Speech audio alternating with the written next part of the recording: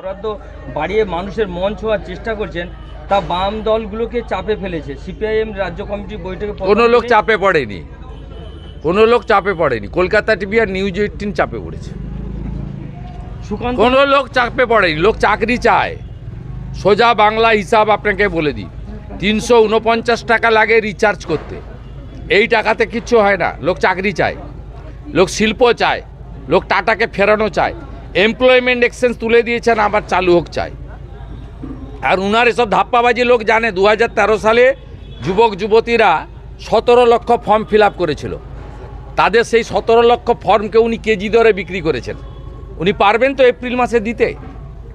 উনি জানেন ভোট ঘোষণা হবে, দিতে হবে না। অনলাইন করেননি কেন? এসআইআরে নাকি লাইনে দাঁড়ানোর জন্য আপনার লোকেরা তো নাম ভুল করেছে। আপনি নিয়োগ করেছেন বিএলওদের, ইলেকশন কমিশনের লোক তো তারা নয়।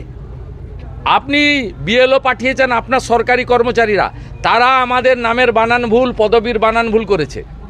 তারপরে লোককে বাধ্য করিয়েছে লাইনে দাঁড়াতে, এসআইআরের লাইনে।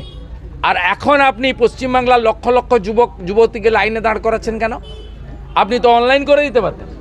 এখন তো সব অনলাইনে হয়। অতএব এসব জিনিস করে হবে না। মমতা ব্যানার্জির সরকার হচ্ছে মুসলিম লীগ 2।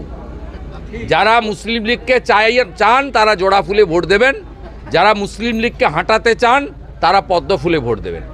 বিজেপি এলে বাবরের নাম আগে মোছা হবে, বাবরের নাম আগে মোছা হবে।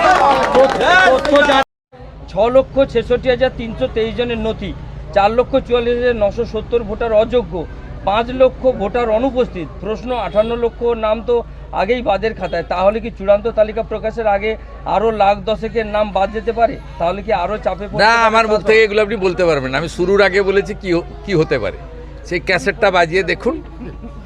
শুরুর আগে বলেছি, আর ফাইনাল বলবো ফাইনাল ভোটার লিস্ট বেরোনোর পরে। আমি সব জায়গায় বলেছি ব্রেকফাস্ট হয়েছে, লাঞ্চ হয়নি। লাঞ্চের পরে কথা হবে, তারপরে ডিলিট, তারপরে আমরা বিজেপি আসবো, ডিপোর্ট ওপারে পাঠাবো।